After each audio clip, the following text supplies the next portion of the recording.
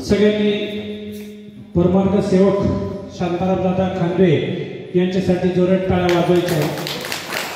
या ठिकाणी आजचं जे व्याख्यानाचं जे सत्र होतं त्या सत्राचे व्याख्याते परमार्थ सेवक शांताराम दादा खांदवे होते आणि ज्याप्रमाणे पूज्यमाई भट्ट अत्यंत श्रीमंत होते, ज्ञानी होते, धर्म जाणीव होती आणि त्यांनी अत्यंत पुढे ज्ञान झाल्यानंतर बोध झाल्यानंतर ज्याप्रमाणे त्याग केला तसं आपल्या या परमार्गामध्ये जे आपले परमार्ग सेवक शांताराम दादाजी खांदवे त्यांच्याबद्दल जर तुम्हाला सांगायला गेलं तर त्यांच्याकडे कितीतरी डंपर आहे, कितीतरी JCB आहे, कितीतरी त्यांचे हायवा फॉकलंड्स, कितीतरी एकर शेती, इतका व्याप त्यांच्या पाठीमागे असताना सुद्धा हे सगळं सांभाळून ते धर्माचा अभ्यास करत असतात, स्वतः लीळाचरित्र वाचत असतात, स्मृतिस्थळ वाचत असतात। आता ते बोलत होते त्यावेळेस तुमच्या लक्षात आलं असेल,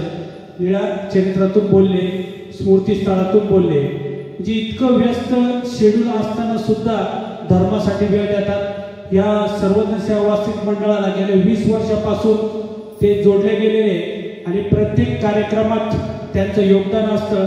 आमच्या सर्व नामधारक उद्देशानं जे आम्ही आहे आम्हाला सगळ्यांना त्यांचं मार्गदर्शन असतं, आम्हाला त्यांचं खूप सहकार्य असतं आणि नुसतं मानसिक सहकार्याने, शारीरिक नाही तर कोणत्याही प्रकारचं सहकार्य, पैशाची गरज पडली पैसे देऊ शकतात, वेळेची गरज पडली वेळ देऊ शकतात, काही अडचण आली की आमच्या पाठीशी उभे असतात। त्यांच्यासाठी एकदा जोरात टाळ्या वाजवायच्या आहे। यानंतर आजच्या सत्राचे दुसरे व्याख्याते परमार्ग सेवक कृष्णदादा मुदगुल हेही गेल्या 10 वर्षापासून या मंडळाला जोडले गेलेले व्यवसायामध्ये एक सिव्हिल इंजिनियर आहे।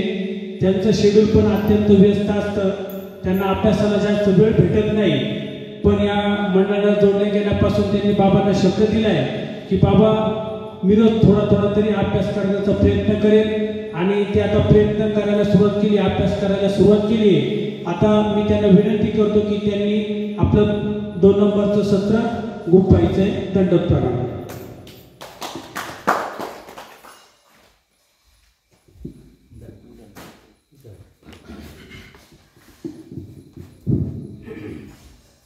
सर्वज्ञ श्री चक्रधर स्वामी की जय। तुझ मागतो मी आता चक्रधरा, तुझ मागतो मी आता चक्रधरा, मज द्यावे कैवल्य दाता, तुझ मागतो मी आता चक्रधरा, तुझ मागतो मी आता। सर्वज्ञ श्री चक्रधर स्वामी की जय। सर्वज्ञ सेवा वास्तविक मंडळ नाशिक जिल्हा आयोजित या पंचवर्ष तपपूर्ती नामस्मरण सोहळ्याचे आज 4था-5वा दिवस, तिसरा दिवस आदरणीय तपस्वीराज दुधाळे काकाजी यांच्या या तपपूर्तीचं 5वं वर्ष येथे आहे आणि वास्तविक मंडळाने हा कार्यक्रम आयोजित केला आहे। तर येथे या ज्ञानपीठाला उपस्थित या आश्रमाचे संचालक परमपूज्य बाबाजी, साधू संत वर्ग आणि आम्हाला खऱ्या अर्थाने आम्ही उद्देशी होतो परंतु आम्ही वासनिकामध्ये आमचं रूपांतर करणारे आम्हाला लाभलेले आमचे गुरुवर्य परमपूज्य भाईदेव मुनी आणि उपवासनिकांना मी दंडवत करतो। आज या तपभूमीमध्ये, या डोंगराच्या भूमीला आपल्या साधू संतांनी कैवल्यगड असं नाव दिलेलं आहे आणि या कैवल्यगडामध्ये खरं तर मी इथे जे आता पहिल्या दिवसापासून उपस्थित आहे असे आमचे परमार्ग सेवक, आमचे मंडळाचे अध्यक्ष श्री किरणदादा भडंगे यांच्या संकल्पनेतून हा कार्यक्रम होतोय। मी त्यांचं खूप आभार मानू इच्छितो आणि उपस्थित इथे सर्व ज्या महिला जे वास्तविक वर्ग आलेला आहे, एवढ्या दुरून आलेल्या, एवढ्या थंडीमध्ये आलेल्या आहेत, खरे तर तुम्ही खरंच सद्भक्त आहात, कारण तुम्ही एवढं लांबून आले, तुम्हाला खरंच तुम्ही भाग्याचे आहात. आम्ही जवळ असूनही आम्हाला तो योग येत नाही, परंतु आम्ही प्रयत्न करत आहोत. तर देवाकडे जी प्रार्थना करतो आमचंही लवकरात लवकर असे योग आणि आम्ही पण कमीत कमी त्या मार्गावर चालण्याचा प्रयत्न करू ही या ठिकाणी मी प्रार्थना करतो. आता परमेश्वराने ही सृष्टी निर्माण केली. परमेश्वराने हा आपला आनंद द्यायचा होता परमेश्वराला. कोणाला द्यावा तो? जेव्हा परमेश्वराने देवतेकडे बघितलं तर देवता या नित्यबद्ध होत्या.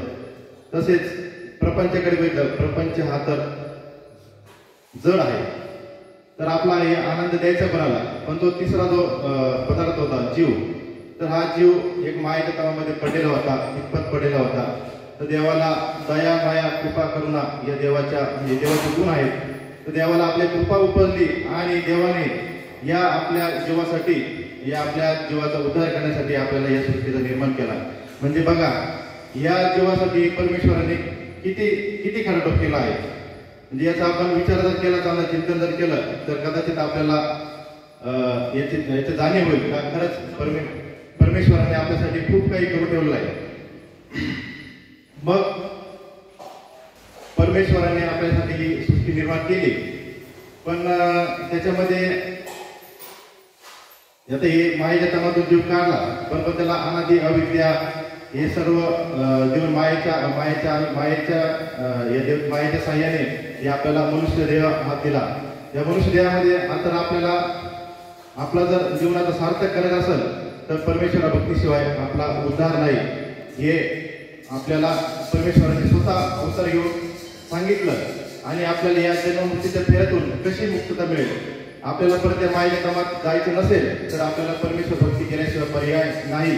हे आपल्याला परमेश्वराने स्वतः अवतार घेऊन, प्रत्येक युगामध्ये अवतार घेऊन हे आपल्याला सांगितलं.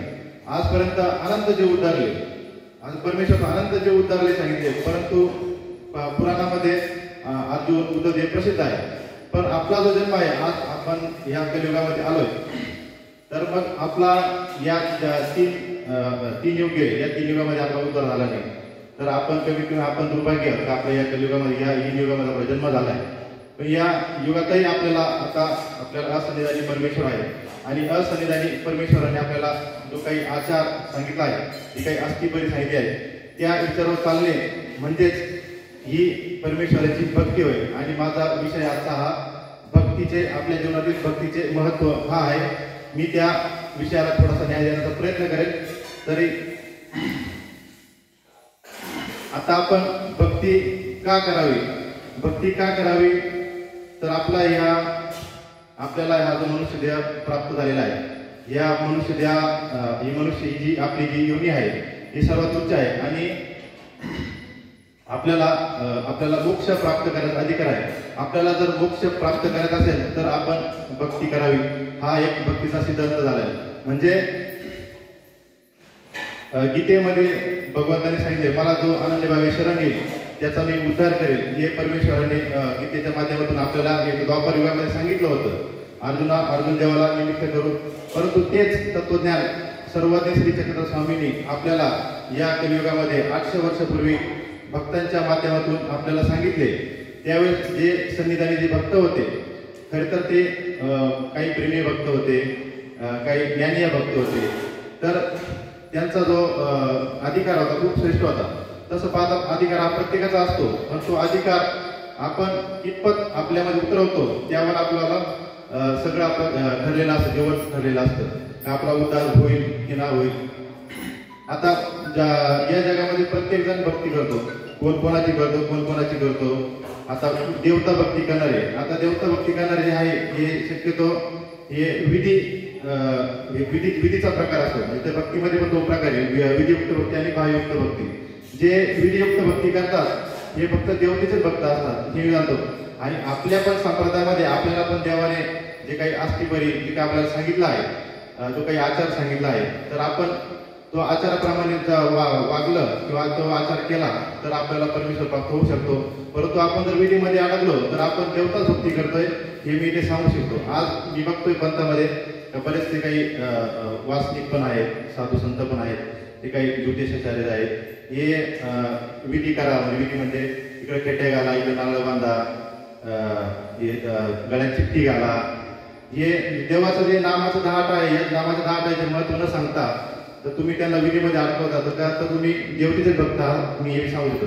आणि आपल्या परमेश्वराला भावयुक्त क्रिया ही खूप महत्वाची आहे.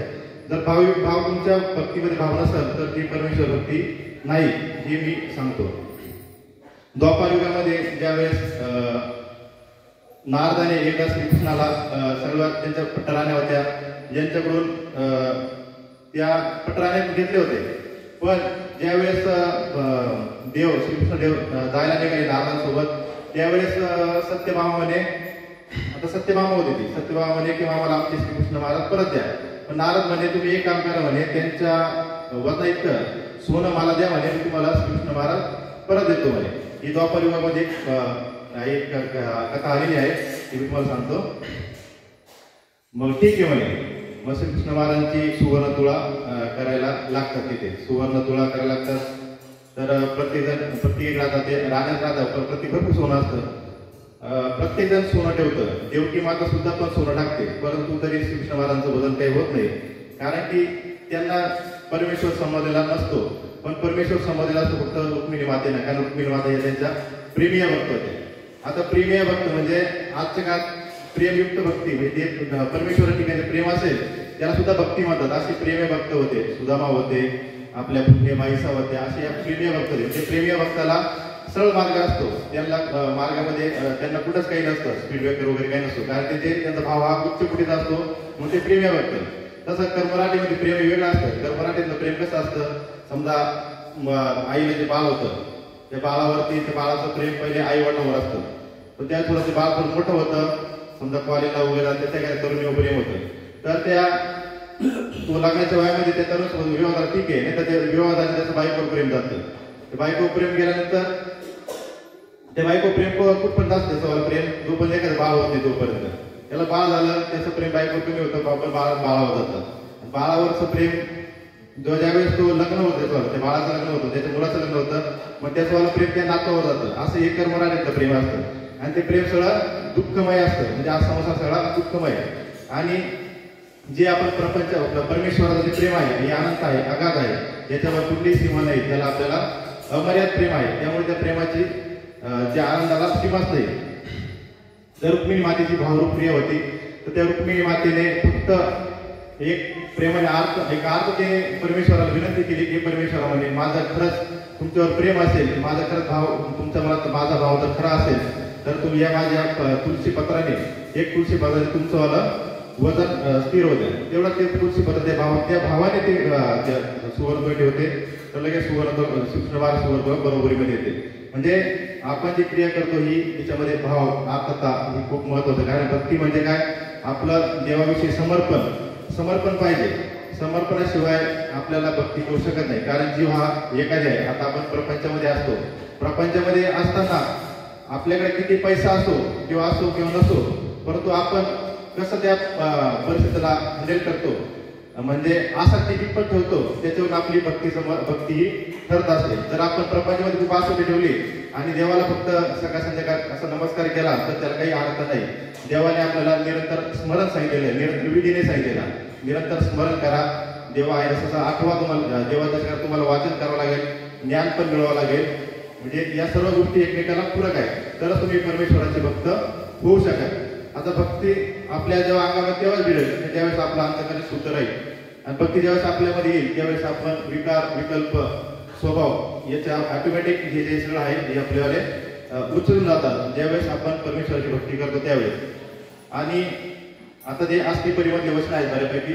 आणि भक्तीचं शेवटचं स्वरूप आहे हे अनुसरण आहे. जे अनुसरण आता इथे बसलेले साधू संत यांना समजलं ते आपल्यालाही पण लवकर समजो ही मी परमेश्वराची इच्छा करतो. आता एक या सर्वदेश चक्रधर स्वामींची उत्तरार्धामध्ये एक वेळ आलेली आहे. टोमेग्रामला स्वामी एकदा असतात, त्यांचा मला अवसर झालेला असतो, दुपारची वेळ असते, नदीला महापूर आलेला असतो. तर त्या टोमेग्रामच्या पलीकडल्या बाजूला देगाव नावाचं एक गाव आहे. त्या ठिकाणी एक महिला, फक्त महिला असतात, बाई असते तिथे ती पिंपळाच्या झाडाला रोज पाणी घालायला यायची. ती रोज पाणी घालायला यायची आणि रोज ती स्वामीकडे बघायची. रोज स्वामीकडे बघायची, पण एक दिवस तिला तिची इच्छा खूपच दाखवून आली आणि तिने काय केलं, तो तांब्या तसाच खाली नदीमध्ये टाकला आणि स्वतःला त्या नदीमध्ये झोपून दिले. म्हणजे स्वामीकडे येण्याच्या दृष्टीने तिला माहीत पण नाही खाली नदी की काय, तेवढं चालायला लागली. तर तेवढ्यात बाईचा स्वामीला म्हणतात, अहो म्हणजे ते बाई पाण्यामध्ये पडल्या म्हणे. आता त्या बाई पाण्यामध्ये पडल्या, तिकडनं पलीकडे तीराला सगळे गाव जमा झालं, ते घरचे पण जमा झाले. तेवढ्यात बाईचा स्वामीला म्हणतात, तर स्वामी स्मित आशे करतात. स्वामी फक्त काय करतात, स्मित आशे. आता ते स्मित आशे बघा तुम्ही, आठ थोडंसं ते हिरे करून दत्तभक्ती देवाचे हिऱ्यासारखे दात होते, ते आठवतो मी. म्हणजे कसं वाटत तुम्हाला, काय देव कसे असले असते, हे आपण या वेळेमध्ये सुद्धा आपण स्मरण केलं पाहिजे. तर देव म्हणतात, बाई येतेची या दर्शनीय चाळा येते येते असे कोणीच तारीख. म्हणजे आमच्या दर्शनाला जर येत असेल तर त्याला कोणी पण तारीख, म्हणजे त्याला प्रत्येक तारणू सुद्धा आमचा असं जे देवाने सांगितलं. म्हणजे याचा अर्थ जो आम्हाला शरण आलेला आहे त्याला काही मरण नसेल असे देवाचे वचन होते. तर त्या बाई 2 मिनिटांमध्ये त्यांच्या ठिकाणी हजर झाल्या. आल्यानंतर त्या बाईने दंडवत घातले, देवाला दंडवत घातले. त्यात पाठोपाठ त्यांचे घरचे मंडळ होते, अंगाला भोपळे वगैरे बांधून नदीतून पोहत आले. का आपली बाई बुडाली तर नसेल ना, तर ते पण स्वामीच्या ठिकाणी आले. असे आले आपल्यासारखा बसले वगैरे, थोडे बसले. मग जाताना त्यावेळेस निघाले निरोप घेऊन स्वामींचा. त्यावेळेस स्वामींनी सांगितलं का आता या बाईंना तुम्ही भोपळे बांधा म्हणे, तर तिला पलीकडे जाता येईल म्हणे. तर मग बाईचा परत स्वामी विचारतात का तुम्ही असं का बोलले, आता येताना ते आले पण जाताना का जाऊ शकत नाही. मग तेव्हा स्वामी म्हणले की आमच्याकडे असं येता येतं म्हणे, तर आमच्याकडे असं जाता येत नाही. म्हणजे आपण ज्यावेळेस परमेश्वराकडे आपलं मुख असतं, परमेश्वराकडे आपलं मुख असतं, बाबांनी ते सांगितलं का ज्यावेळेस आपण परमेश्वर भक्तीमध्ये असतो किंवा परमेश्वराच्या कार्यासाठी जात असेल, तर जो संलग्न आहे तो आपल्या पाठीमागे असतो आणि आपण पुढे असतो. आणि जो आपला जो संलग्न आपण जेव्हा जात असतो तर संलग्न आपला पुढे असतो ना, आपण पाठीमागे असतो. म्हणजे हे परमेश्वराने खूप असं सिद्धांत तत्त्वज्ञान आपल्याला सांगितलं आहे. म्हणून आपल्याला ही परमेश्वर भक्ती कळाली आहे, भक्ती आहे ही आपण सांडवता नाही आली पाहिजे आपल्याला. तर आता मी माझ्या या विषयाला थोडासा न्याय देण्याचा प्रयत्न केला आहे, तर बऱ्यापैकी गोंधळ झालेला आहे. पण मी तर आपल्याला चरित्रामध्ये असे अनेक भक्त आहेत, पूज्य माईभट आहेत, पूज्य आचार्य आहेत, रुक्मिणी माता, अर्जुन देव, भक्त सुदामा, परत आपल्या नाती नागाईसा, हिराईसा, असे अनेक भक्तांचे उदाहरण देता येईल आपल्याला. का ते जे या मार्गावर चालले, त्यांनी परमेश्वरी भक्ती केली, त्या भक्तीमध्ये ते असे त्यांचा उद्धार 100% झाला असं मी सांगतो. तर आपल्याला त्याच्यामध्ये आणखी पण असे काही उदाहरण आलेले आहे की काही, आता समजा गणाशीचा ब्राह्मण आहे, गणाशी ब्राह्मणाने काय केलं, दृष्टभर फायदे मागितले, म्हणून त्याला देव कळाले नाही, त्याने फक्त दृष्टभर फायदे मागितले. तर आणि नांदेडचा जो ब्राह्मण आहे त्याने पण दृष्टभर फायद्यासाठी देवाला कामाला ठेवलं ना, त्यालाही देव कळाले नाही. त्यामुळे देव सुद्धा आपल्याकडे त्यावेळेस येतील ज्यावेळेस आपण अदृष्टभर आपली फक्त इच्छा फक्त परमेश्वर मिळवायची असेल तर देव आपल्याला सहाय्य करतात, परत तरच आपल्या देव सहाय्य करतात. आता मी बघतो आता आमच्या गावात एकच घटना आहे, आता जे मागच्या हप्त्याचा विषय का आमचाच एक भाऊबंद जवळचा, तर त्याचं मला थोडंसं नुकसान झालं द्राक्ष बागेचं. तर त्याने थोडासा बाग लवकर छाडला होता, तर पावसाचं वातावरण होतं, बागाचं नुकसान तर होणारच आहे. तर त्याला काय वाटलं, मला काहीतरी बाहेरचं झालं. जायचं आपले उपदेशीच माणूस, पण आपले उपदेशी असूनही ते देवतेच्या ठिकाणी गेले, त्या ठिकाणी गेले. आता तू काय करतो, प्रत्येक जर पावडर टाकायचं असेल ना, तर औषध मारायचंय, तर त्या पंपमध्ये थोडा अंगार टाकतो किंवा एखाद्या वावरामध्ये गेल्यानंतर तिथं अंगार फेकतो, हे असं फेकतो तसं. म्हणजे त्या कुठल्याही प्रकारचं ज्ञान, म्हणजे आपल्याला कमी ज्ञान पाहिजे. आपल्याला ज्यावेळेस जीव, देवता, प्रपंच आणि परमेश्वर याचं जर ज्ञान झालं असेल ना, तर मला नाही वाटत आपण हे विकल्पाला कधी शरण जाऊ शकतो. कारण की विकल्पाला उरी नाही आहे, विकल्पाला डायरेक्ट सृष्टी शून्य आहे. एक वेळेस विकाराला थोडीशी माफी असू शकते, पण तो त्याला पण ते मर्यादा आहे. त्याला तर जर काही मोठा विषय तुम्ही सांगू शकत नाही, पण विकल्पाला शरण जाऊ नये मी या मतात आहे आज. कारण की विकल्पाला शरण गेलेले ते डायरेक्ट धर्मावरून गेलेले आज, म्हणजे त्यांना कुठलाही बोध राहिला नाही. आणि आपल्या वासनी पण आहे, काही साधू संत पण आहे, जे साधू संत जर परमेश्वर भक्ती करताय आणि तुम्हाला ज्यावेळेस सत्संग वगैरे असला तुम्हाला रामाच्या हनुमानाच्या कथा आणि त्या कथा सांगत असेल तर मी म्हणतो ते पण परमेश्वर भक्त नाहीच, ते पण देवताच भक्ती करता येईल. कारण आम्ही कालच एक बाबांचं अर्धा पाऊण तास प्रवचन ऐकलं एक मंदिराचं उद्घाटन निमित्ताने. बाबांनी सर्वज्ञ श्री चक्र स्वामीचे एकदाही पण नाव नाही घेतलं, एकदा पण नाही. त्यांनी रामाचे, लक्ष्मण, हनुमान, उर्मिला यांनी कशी भक्ती केली ते सांगितलं. त्यांनी बाकीचं सांगितलं नाही, शरीरात कुठलंच काही सांगितलं नाही त्या बाबांनी. असो, पांडवांना पण देव कळाला होता. पांडवांचा निश्चित श्रद्धा होती देवावरती. पांडवाला माहिती आपल्याला तारणारे मारणारे एकच आहे. ज्यावेळेस दुर्योधन त्यांच्याकडे आला सैनिक मागायला आणि परमेश्वर झोपलेले होते, त्यांच्या आसनावरती झोपलेले होते. पण दुर्योधन आला तर त्याला देवाच्या पायाजवळ बसला, लाज वाटली, तो देवाच्या उशाजवळ बसला. आणि जेव्हा अर्जुन देव आले तर अर्जुन देव देवाच्या पायाजवळ बसले, ते पण खाली बसले. पण ज्यावेळेस परमेश्वराने आपली दृष्टी उघडली तर त्यांना पहिले अर्जुन देव विचारले, अर्जुन देव दिसले. म्हणजे आपण सुद्धा कुठं बसावं याच्यामध्ये आपल्याला लक्षात आलं पाहिजे. ज्यावेळेस अर्जुन देव दिसले तर ते म्हणजे तुम्ही कशासाठी आलात, जेव्हा दुर्योधन म्हणतो अहो मी पहिल्यांदा आलो म्हणे, की मला विचारा म्हणे. बरं ठीक आहे म्हणे, मागा म्हणे, काय मागायचं तुम्हाला. ते म्हणे की तुमची नारायणी तुम्ही आमच्या बाजू युद्ध लढा म्हणे. कारण की त्यावेळेस हे महायुद्ध झालं, महाभारत युद्ध. त्यावेळेस सर्व राजे महाराजे सर्व म्हणजे यांच्यावाले 11 अक्षोनी सैन्य होतं आणि पांडवांचं 6 का 7 अक्षोनी सैन्य होतं. पांडवांचं सैन्य कमी होतं, दुर्योधनाकडे जास्त होतं. आता नारायणी सेना अशी होती की नारायण सेना ही अजिंक्य होती, ही कधीच हरली नव्हती. दुर्योधनाला वाटलं जेव्हा श्रीकृष्ण महाराज म्हणले की एका बाजूने मी स्वतः आणि माझी नारायणी सेना हे दोन आम्ही लढू शकतो म्हणे, बलराम युद्धामध्ये उतरणार नाही.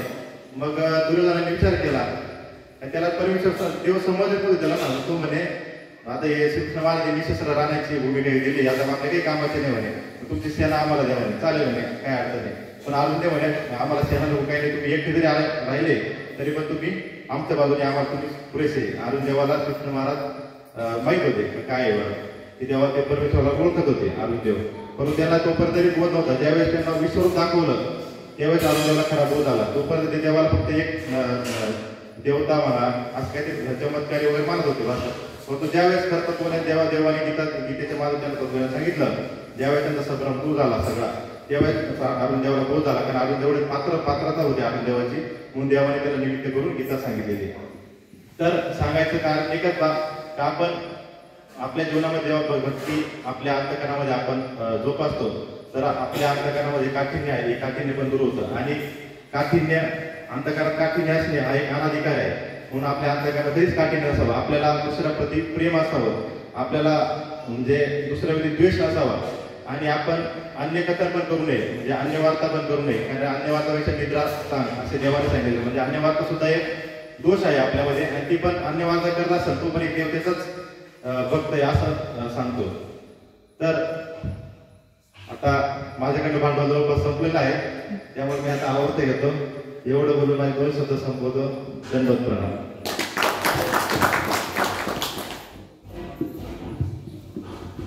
धन्यवाद कृष्णा दादा.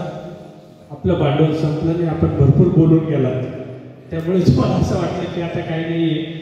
पण आपण खूप आपला जो विषय घेतला होता भक्ती, या विषयाला आपण खूप चांगल्या प्रकारे न्याय देण्याचा प्रयत्न केला. अत्यंत व्यस्त असतात तुम्ही, तुम्हाला कामामधून वेळ भेटत नाही, तरी तुम्ही वेळ काढून या ठिकाणी आला. ह्या सर्वत्र सेवासिक मंडळाचे जे संस्थापक अध्यक्ष परमपूज्य ईश्वर भक्त भाईदेवरी बाबाजी, हे जेही नवरात्राचे कार्यक्रम असेल किंवा कुठलेही कार्यक्रम असेल त्यावेळेस त्यांचा हट्ट असतो की 3 सत्र झाले पाहिजे आणि त्या 3 सत्रामध्ये एक सत्र हे वास्तविकांचं झालं पाहिजे. कारण भविष्यात हे वास्तविकांना जर आपण उभं केलं नाही, त्यांना बोलायला लावलं नाही, तर ते कधी अभ्यासाकडे जाणार नाही, अभ्यास करणार नाही. अभ्यास केल्यानंतर त्याचं स्मरण चिंतन पुढे ती साधना ते करणार नाही. आणि त्या नामधारक उपदेशी वास्तविकाला प्रेरणा भेटावी, अभ्यासाची प्रेरणा भेटावी, धर्म समजावा, पुढे धर्म समजून तोही एक चांगला साधू घडावा, यासाठी बाबाजींचे प्रयत्न असतात. आणि या बाबाजींच्या संकल्पनेतूनच ही सर्वज्ञ सेवा वास्तविक व्याख्यानमाला या ठिकाणी आयोजित केली. आणि आजच्या या व्याख्यानमालेचं 3रं सत्र, पहिलं सत्र परमार्ग सेवक बाबा मार्गाचे सर यांनी घेतलं. कालचं दुसरं सत्र होतं ते मी स्वतः घेतलं आणि आजचं तिसरं सत्र परमार्ग सेवक शांतारामदादाजी खानवे आणि परमार्ग सेवक कृष्णदादा मुदगुल यांनी ही सेवा दिली. आणि विशेष म्हणजे या व्याख्यानमालेमध्ये जेवढी काही व्याख्याते आपण बोलवले ते स्वखर्चाने येतात, स्वखर्चाने जातात. इथे बोलल्यानंतर कुठलंही मानधन त्यांना द्यावं लागत नाही. ह्या मंडळाच्या कार्यक्रमाचं हे विशेष आहे. इतका मोठा कार्यक्रम या ठिकाणी होतोय पण 1 रुपयाचाही खर्च या मंडळाला येत नाही. कारण आता आपले जे बाबाजी आहे परमपूज्य भाईदेवमुनी बाबाजी, तुम्ही बघताय सकाळ दुपार आणि संध्याकाळ असे 3 सत्र घेऊ शकतात. पण मला त्यांना इथे बोलवायला, इथे कार्यक्रम मी घेतला आणि इथे त्यांना बोलण्यासाठी मी सांगितलं की बाबा तुम्ही ते घ्या, आम्हाला सत्र द्या. तर त्यांनी मला कुठेही सांगितलं नाही की किरण माझी एवढी फी तुला द्यावा लागेल. निस्वार्थ सेवा ते देत असतात. हे तर आपल्या मंडळाचाच कार्यक्रम म्हणून तर काही अडचण नाही. पण कुठेही महाराष्ट्रामध्ये कुठेही कधीही आणि केव्हाही कोणी कार्यक्रमाचं आयोजन करावं, बाबाजी त्या ठिकाणी येतील. आपली निर्हेतुक प्रवचनाची सेवा असेल, पोथी सांगण्याची सेवा असेल, त्यानंतर जे काही धर्मसेवा असेल ते निशुल्क करतील. कुठलाही 1 रुपया घेणार नाही. फक्त आम्ही बाबाजींनी हट्ट घेतला की बाबाजी आता तुम्ही साधू झालेले, तुम्ही वासनिक अवस्थेत होता तेव्हा सुद्धा जायचे, प्रवचन करायचे, त्यात कधी मानधन घेतलं नाही, कधी जाण्या येण्याचं भाडं घेतलं नाही. पण आता तुम्ही साधू झालेले, तुमची गाडी आहे आणि गाडीने तुम्ही येता जातात तर कमीत कमी पेट्रोलचे पैसे तुम्ही घेत जा. आणि या मंडळातून सगळ्यात जास्त हट्ट मीच केला आणि बाबांनी मग ते मान्य केलं. आता फक्त त्या बाबाजींच्या ज्या ठिकाणी कार्यक्रम असेल तिथे आपण पेट्रोलचे पैसे घेत असतो, पण प्रवचन करण्याचे, व्याख्यान करण्याचे किंवा पोथी करण्याचे कुठलेही पैसे या ठिकाणी घेतल्या जात नाही. निस्वार्थ सेवा दिल्या जाते. जसं बाबाजी निस्वार्थ सेवा देतात तशा आम्ही वास्तविक त्यांच्या पाठीमागे तयार झालोय. आम्ही सुद्धा निस्वार्थ सेवा देऊ. भविष्यात कुठेही जसं बाबाजींना तुम्ही बोलवतात तसं आम्हालाही जर कोणी भविष्यात कुठे बोलवलं, आम्हाला बोलण्याची संधी दिली, तर मी आज या कार्यक्रमातून तुम्हाला शब्द देतो की कुठलाही वास्तविक बोलण्याचं कुठलंही शुल्क घेणार नाही. आणि जोपर्यंत आम्ही वास्तविक अवस्थेत आहे तोपर्यंत आम्ही येण्या जाण्याचं भाडं पण घेणार नाही. पण साधू झाल्यानंतर येण्या जाण्याचं भाडं घेऊ. या ठिकाणी एवढं बोलून मी दोन्ही व्याख्यात्यांचे आभार मानतो आणि थांबतो. हा कार्यक्रम संपला असं मी जाहीर करतो. दंडवत प्रणाम.